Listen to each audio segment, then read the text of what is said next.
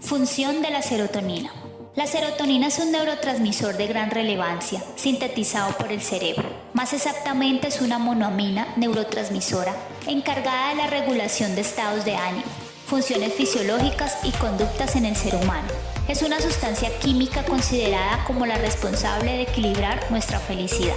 La 5-hidroxitriptamina o serotonina se sintetiza en las neuronas serotonérgicas del sistema nervioso central y en las células enterocromafines del tracto gastrointestinal a través del triptófano y dos enzimas importantes, la hidroxilasa del triptófano y la decarboxilasa del aminoácido, cuya acción conjunta da origen a la serotonina, la cual tiene su epicentro de producción en las neuronas del núcleo de Rafe en el tallo cerebral.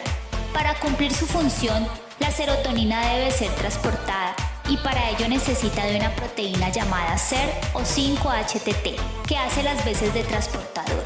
Es decir, que para que la serotonina pueda generarse y actuar en las diferentes regiones cerebrales, necesita de dos aminoácidos y una proteína neuronal. La serotonina se conecta con importantes zonas del sistema nervioso, como la corteza, el cerebelo, la médula espinal, el tálamo, el núcleo estriado, el hipotálamo, el hipocampo y la amígdala. Y dicha conexión solo es posible realizarla por medio de las neuronas serotonérgicas, las cuales liberan serotonina tanto a partir de terminales sinápticas como a partir de sitios extrasinápticos en el soma, los axones y las dendritas.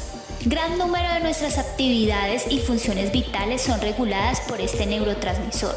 Dentro de esas funciones específicas podemos destacar las siguientes. El estado de ánimo. Se le conoce comúnmente como la hormona de la felicidad, ya que contribuye al bienestar y a la relajación. Función intestinal. La mayor parte de la serotonina del cuerpo se encuentra en el tracto gastrointestinal, donde regula la función intestinal y los movimientos. También desempeña un papel en la reducción del apetito al comer. Coagulación. La serotonina contribuye a la formación de coágulos en la sangre. Las plaquetas son las encargadas de liberarla cuando hay una herida. La vasoconstricción resultante o el estrechamiento de los vasos sanguíneos reduce el flujo sanguíneo y ayuda a que se formen coágulos. Temperatura corporal. La serotonina permite regular la temperatura a pesar de los factores internos o externos a los que se exponga el cuerpo. Náuseas. Cuando se consume algo tóxico o irritante, el intestino produce más serotonina para lograr la expulsión de estas sustancias. Esto estimula el área en el cerebro que provoca las náuseas. Función sexual. La serotonina guarda una relación directa proporcional con el deseo sexual. Altos niveles de esta sustancia se asocian con una falta de líbido o deseo sexual. Sueño. La serotonina promueve la liberación de melatonina y cuando esta aumenta, se produce el sueño. Síntomas o enfermedades asociadas por el exceso o el déficit de serotonina. El síndrome carcinoide. Este se da por la secreción de serotonina, dopamina y catecolaminas. Los síntomas son diarrea, calambres abdominales, enrojecimiento, sudoración excesiva y enfermedad cardíaca valvular. Aunque el exceso de serotonina circulante es producido por tumores carcinoides en las células enterocromafines, en el intestino delgado o el apéndice, también puede situarse en otros lugares como el pulmón y el estómago. Síndrome del intestino irritable. Esta afección produce molestias intestinales crónicas y dolor abdominal. Este síndrome puede ser grave y originar estreñimiento crónico o diarrea crónica. Síndrome serotoninérgico. Esta condición clínica está asociada al uso de medicamentos agonistas de la serotonina, prescritos para el manejo de enfermedades psiquiátricas y no psiquiátricas, como lo son los trastornos afectivos, de ansiedad, de dolor, entre otros. Se presenta por una excesiva estimulación de los receptores centrales y periféricos de serotonina, produciendo cambios mentales, automáticos y neuromusculares. Rápidamente se puede evitar su avance con solo la suspensión de los medicamentos y medidas de soporte. Sin embargo, puede progresar a falla multisistémica y a la muerte de los pacientes si no es tratado a tiempo. Déficit de serotonina. Existen elementos que pueden alterar el funcionamiento de la serotonina y disminuir su presencia en las regiones cerebrales. Cuando los niveles son bajos, se pueden notar los efectos directos en el estado de ánimo, el cual puede disminuir notablemente. Los síntomas por el bajo nivel de serotonina son muy variados y se presentan en los cambios bruscos del estado de ánimo como el enfado o el llanto, agresividad, susceptibilidad, entre otros. El déficit también se asocia a la ansiedad, al trastorno obsesivo-compulsivo y al trastorno del pánico. Otros síntomas son la fatiga, la apatía, falta de energía, tristeza, baja autoestima y esto podría desencadenarse en depresión. Para aumentar los índices de serotonina en el cuerpo es recomendable una buena alimentación, momentos de relajamiento o descanso, tomar el sol, hacer actividades físicas, entre otros. Fármacos asociados a la serotonina. Existen dos tipos de medicamentos que está comprobado clínicamente ayudan a equilibrar los niveles de la serotonina. Uno de ellos son los inhibidores de la monoaminooxidasa o IMAO. Es una enzima que se utiliza para descomponer la dopamina, noradrenalina y serotonina en el cerebro. Esto es natural como parte del proceso bioquímico de reciclaje que ocurre dentro del cerebro. Otros son los inhibidores de la recaptación de serotonina o ISRS. Los ISRS son otra clase de serotonina fármaco que es utilizada para tratar la depresión y el trastorno de ansiedad generalizada. Se consideran también más seguros que los IMAO. Vamos a mencionar tres tipos de medicamentos que utilizan la serotonina como tratamiento. Uno de ellos es los de trastorno migrañoso. El sumatriptán podemos mencionarlo para este grupo.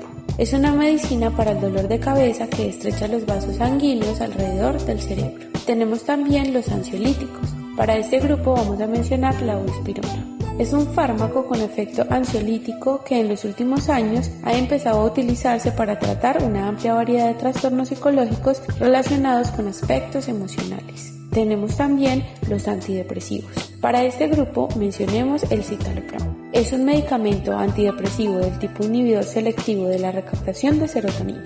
Este tipo de fármaco aumenta la cantidad de serotonina al impedir que ésta sea recaptada. Tenemos aquí tres ejemplos de tipos de medicamentos que están asociados con la serotonina.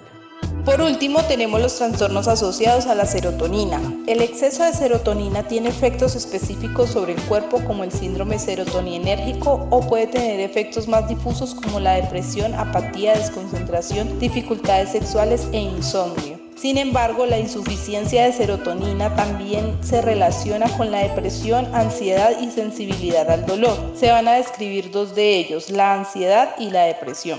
La depresión es un trastorno emocional que se caracteriza básicamente por alteraciones de humor, tristeza, disminución de la autoestima, inhibición, fatiga, insomnio, pensamientos negativos y que tienen como consecuencia la disminución de la actividad vital, es decir, le impide desarrollar con normalidad las actividades de la vida diaria. La respuesta inmunitaria innata que contribuye a activar la vía metabólica del trifosfano regulada por la actividad de la indolamina 2.3 dioxigenasa o enzima IDO, la cual interactúa con las relaciones del eje hipotálamo-hipófiso suprarrenal y del sistema inmunitario innato. Se integra la aparición de los factores como el sistema serotoninérgico y su interacción con la vía de la quinureinina, el sistema adrenérgico y el eje hipotálamo-hiposo suprarrenal y el equilibrio de los receptores NMDA, AMPA y los de tipo kainato, resaltando el papel de la modulación cruzada entre las vías de los TLR4 y el glutamato y el eje hipotálamo-hiposo suprarrenal. En las personas sanas se da la interacción equilibrada de los sistemas inmunitario y nervioso, mediada por la actividad del eje hipotálamo-hiposo suprarrenal y la relación entre la serotonina y la quinurenina, en la cual predomina la serotonina.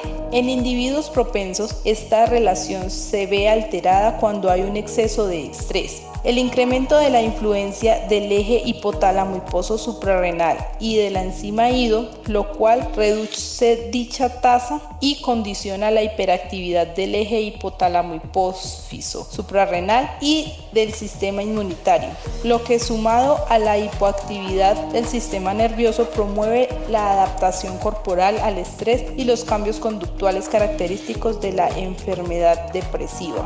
Trastornos de ansiedad. La ansiedad es un fenómeno normal que lleva al conocimiento del propio ser, que moviliza las operaciones defensivas del organismo. Es base para el aprendizaje, estimula el desarrollo de la personalidad, motiva el logro de metas y contribuye a mantener un elevado nivel de trabajo y conducta. En exceso, la ansiedad es nociva, maladaptativa, compromete la eficacia y conduce a las enfermedades. Las estructuras neuroanatómicas que participan en los trastornos de ansiedad son la amígdala, locus coeruleus, el tálamo, hipotálamo, sustancia gris periaqueductal, hipocampo, corteza orbitofrontal. Este trastorno se desarrolla de la siguiente manera por las estructuras antes mencionadas. La entrada sensorial de un estímulo condicionado de amenaza corre a través del tálamo anterior al núcleo lateral de la amígdala y luego es transferido al núcleo central de la amígdala, el cual se comporta como el punto central de diseminación de la información, coordinando la respuesta autonómica